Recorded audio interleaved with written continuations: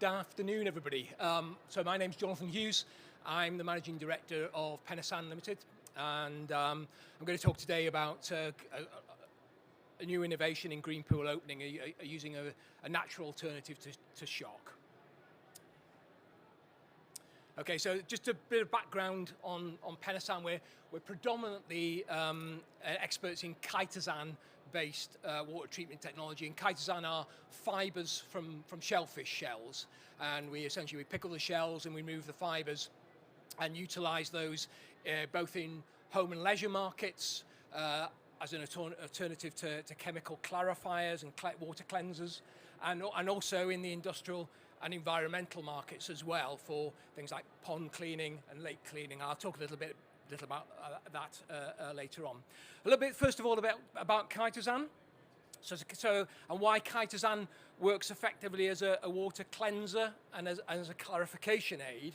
So it's a lot to do with the structure of chitosan itself. It's a sugar polymer, so it's a chain of sugars. And the first thing you notice on the right-hand side there, left-hand side there, is it has a naturally positive charge in water of pH 7.5 or below. So it's a positively charged material. Most dirt in nature is negatively charged, and therefore there's a magnetic attraction, so to speak, towards the chitosan on that basis. It also has hydroxyl groups, and those hydroxyl groups are able to bind onto soluble metals and other things that contain soluble metals. So on a fundamental molecular level, it is very effective at taking particles out of the water. Taking just a step back from that and looking at it as a natural fibre polymer in the water, it also has an affinity for proteins, for lipids, and for dissolved substances. So it will take dissolved substances out of water, it'll precipitate them, and sometimes when you think you've got clean water, you put some chitosan in there, and it all goes quite cloudy because of the things that have been taken out of the water. And of course, those are the things that are consuming sanitizer. So by taking those materials out of the water, you're making sanitizer a lot more effective. And even at a higher level than that, it's more like a fibre in water. It has a very rigid structure in water, and it absorbs, a bit like putting sawdust down on an oil spill. It'll absorb fats and oils and cosmetics into its body, and it also bonds with other polysaccharides, and particularly polysaccharides, sugars, polymers that are associated with bacteria and with algae, and I'll talk a little bit more about that. So as I say, it will associate with and absorb natural oils and sweat, etc., reducing sanitizer demand and reducing the incidence of chloramines. It will bind onto bacteria and algae through this polymer-polymer interaction, and it collects algae together, and a little demonstration of that later on in the talk.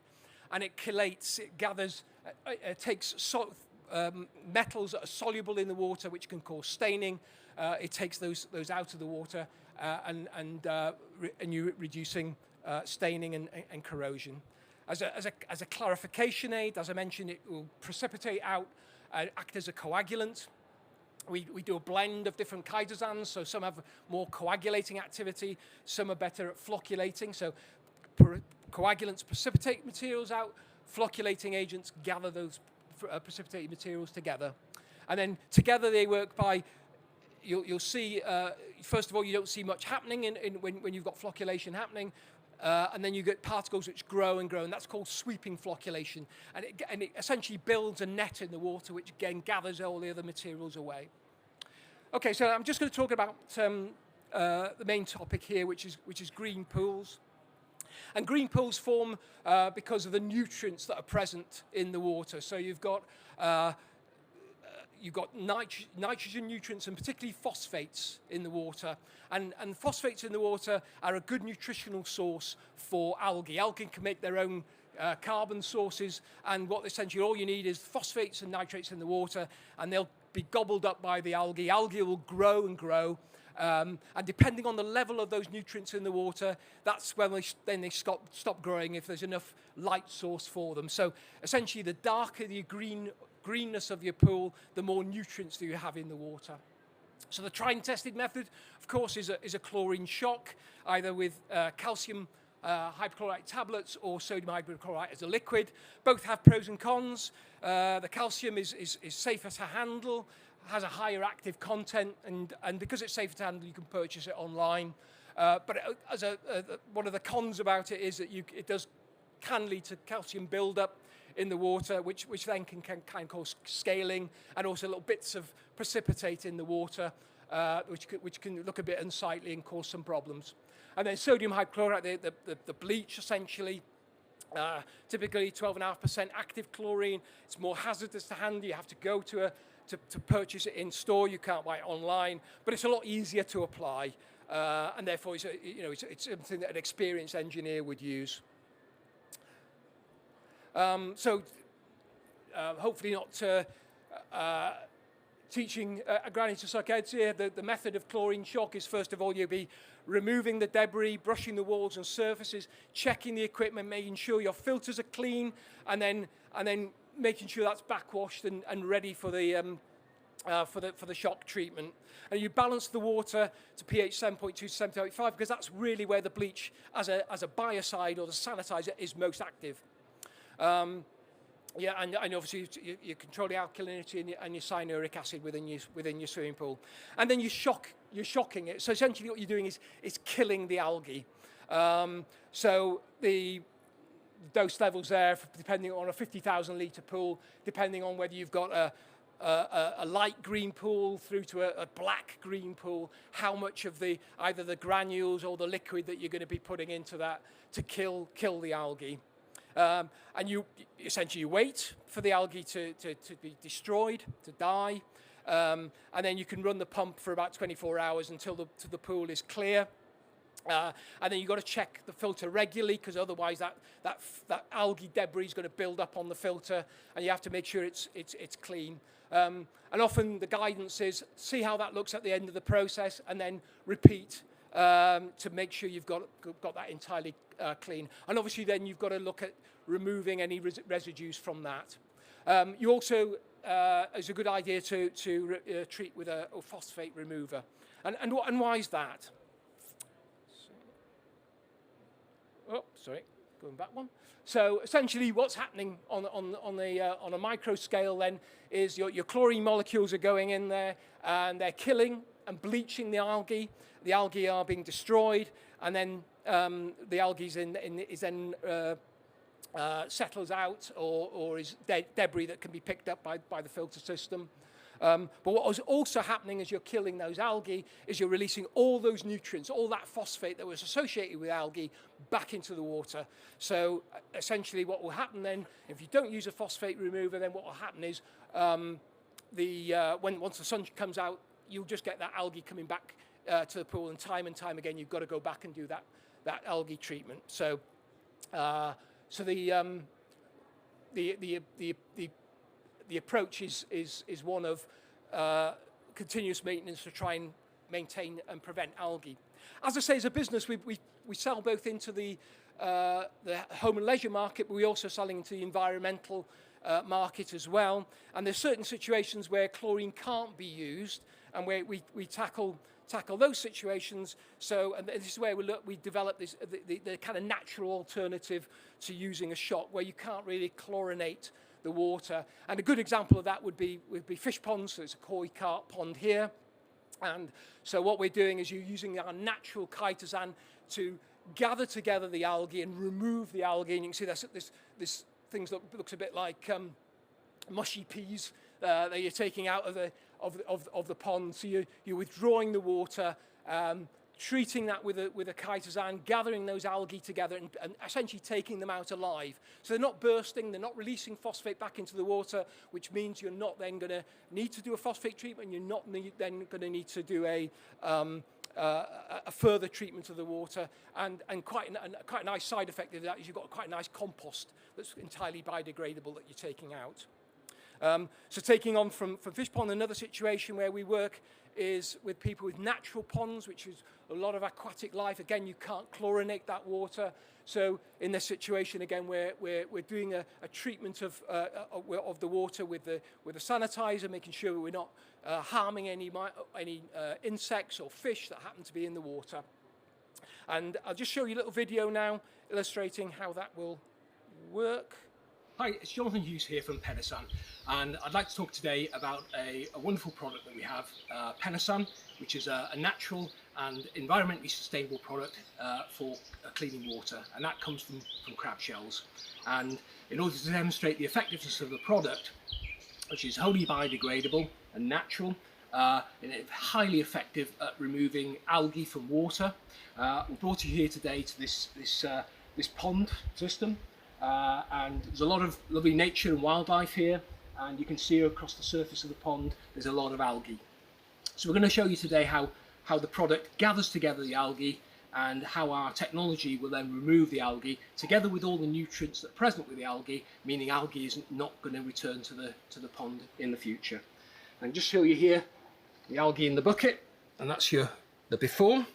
And Mark's going to help me now with the adding of the mixing the product. The product's quite syrupy, so it needs a lot of mixing to put it in.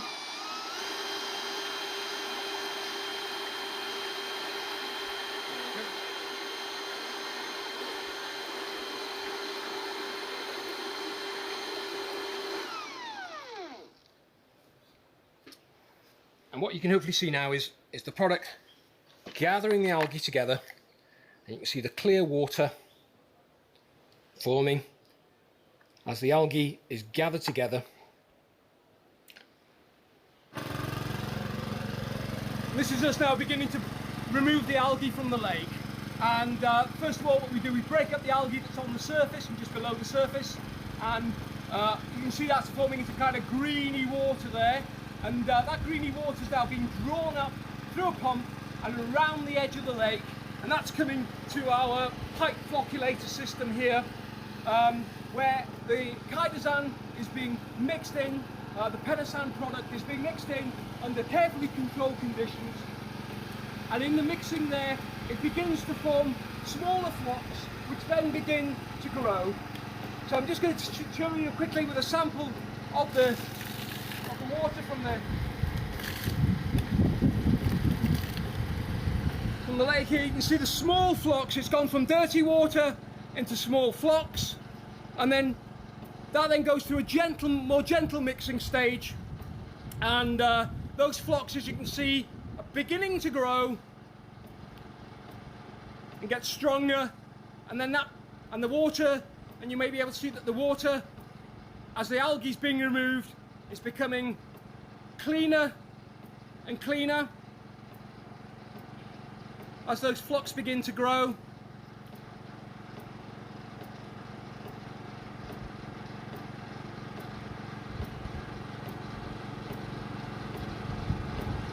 And you see it, and then that's all nice and clear, the water.